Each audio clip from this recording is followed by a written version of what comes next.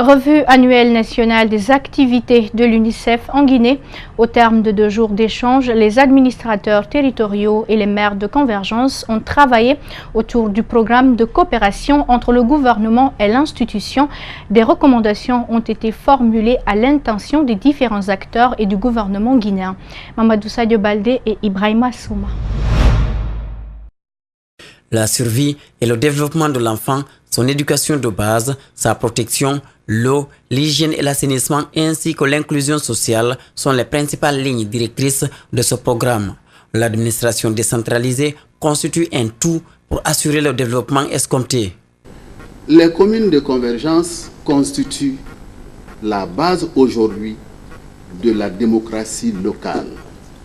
Les communes de convergence constituent aujourd'hui la base de la fonction publique locale.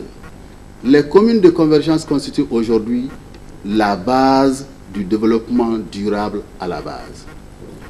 Est-ce que, mesdames et messieurs, on peut opérer un développement harmonieux et équilibré sans que le développement ne parte de la base? Je réponds à votre place, non. Le pouvoir financier, oui. Se concentrer sur un développement physique, possible, mais il existe un enjeu de taille. La discrimination ou les violences sur le genre dans tous les secteurs de la vie, une préoccupation de l'UNICEF. Que la violence liée au genre, liée à la violence faite aux filles et aux femmes, ça se fait où? En grande partie, c'est dans les propres familles, c'est dans les propres foyers. C'est là où se joue l'enjeu. Le gouvernement, à travers ses services déconcentrés, prend l'engagement de veiller à l'application des recommandations. Des exemples que nous comptons dupliquer pour la mise à l'échelle de cette expérience.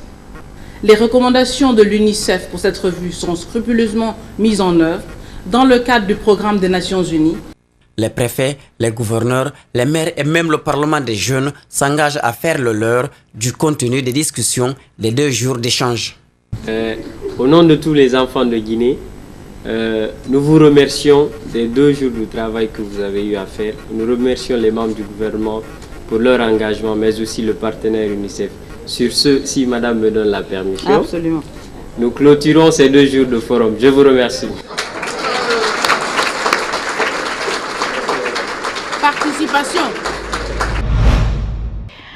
En bref, c'est une décision du ministre de la Sécurité et de la Protection civile et elle est tombée hier. Le port de la tenue est désormais obligatoire pour tous les fonctionnaires de la police nationale, sauf par dérogation spéciale accordée par le ministre. Selon nos informations, les policiers ont reçu chacun 2 uniformes. C'est un élément sur lequel nous reviendrons demain à travers un grand format.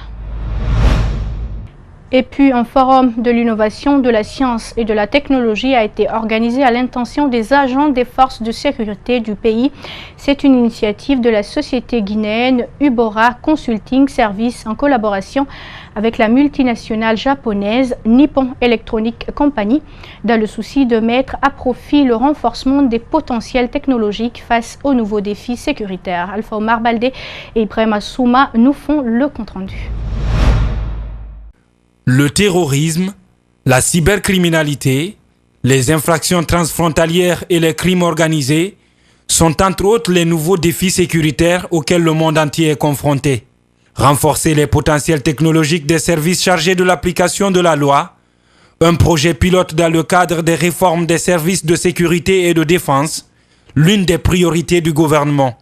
La création des fichiers et la numérisation des empreintes digitales, palmaires et papiers, ainsi que la reconnaissance faciale, faciliteront les recherches et aideront à gagner un temps énorme et précieux dans la résolution des affaires pénales, qu'elles soient criminelles ou délictuelles.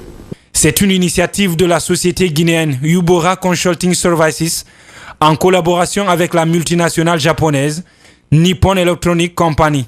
Dans le domaine de la sécurité, Nippon Electric Company, parmi les compétitions très dures, ils ont mis à point la technologie ultramoderne. Le système d'automatisation des empreintes digitales et la reconnaissance faciale va favoriser des échanges fructueux. Ceci servira à faire connaître et progresser cet instinct d'innovation des sciences et de la technologie en République de Guinée. Plusieurs représentants de départements ministériels ont pris part à cette cérémonie. Selon eux, il faut encourager l'innovation technologique pour être en phase avec les problèmes du moment. Nous allons apprendre des technologies nouvelles qui nous permettront, dans ce contexte aujourd'hui si volatile et si fragile, de mieux de nous prémunir des questions de sécurité, de terrorisme, mais surtout d'harmoniser les moyens qui sont les nôtres pour que toutes les questions soient prises en compte. Avec cette initiative, la Guinée tente de rattraper son retard sur les pays de la sous-région pour être à la hauteur des questions liées à la sécurisation de ses citoyens. Santé animale, une nouvelle application a vu le jour. Son nom, Emma.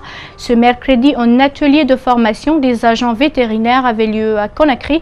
Pour la maîtrise de cette nouvelle application, cette rencontre s'inscrit dans le cadre du programme de la FAO dans la lutte contre les épidémies à potentiel zoonotique. Cette application permettra de collecter et de traiter des données. Compte rendu Idrissa Bari et Amar Alexil. Event Mobile Application, c'est le nouvel outil que la représentation du FAO en Guinée vient de développer afin de permettre la détection rapide et le renforcement du système d'alerte précoce et de surveillance des maladies animales, dont les zoonoses. C'est dans cette optique que la FAO a mobilisé l'ensemble des agents vétérinaires pour les former sur l'utilisation de cette application sur les appareils électroniques. C'est surtout l'information en temps réel. Vous savez, la Guinée fait remonter les informations sanitaires depuis de longues années. Ils sont rodés pour ça, mais avec cet outil de surveillance électronique, l'information sera gérée en temps réel. Donc voilà toute l'importance de la mise en place de ce dispositif. En fait, tout ça entre dans le paquet de ce que nous appelons la détection des maladies. Alors, par détection des maladies, il y a deux aspects.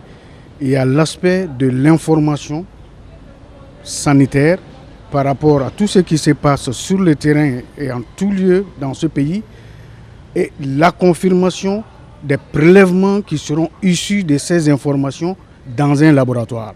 Récemment, la Guinée, à travers le ministère de l'élevage et des productions animales, a bénéficié d'un laboratoire central vétérinaire de diagnostic dont les travaux de rénovation ont été financés par l'USAID avec des équipements de pointe. La mise en place de cette application permettra de détecter et de répondre de manière prompte à toutes les épidémies potentielles. La qualification des services vétérinaires de notre pays est d'autant plus importante que la modernisation de l'élevage guinéen, ambitionnée par son Excellence, Monsieur le Président de la République, professeur Alpha Condé, passe nécessairement par l'existence des services vétérinaires de qualité, capables de répondre efficacement et rapidement aux besoins de diagnostic et de riposte qu'exigent les élevages de haute productivité qui seront mis en place dans notre pays. Le secrétaire général du département de l'élevage précise aussi que toutes ces actions s'inscrivent dans la politique du gouvernement dans la quête de l'amélioration de la santé et du bien-être des populations guinéennes par la lutte contre les zoonoses.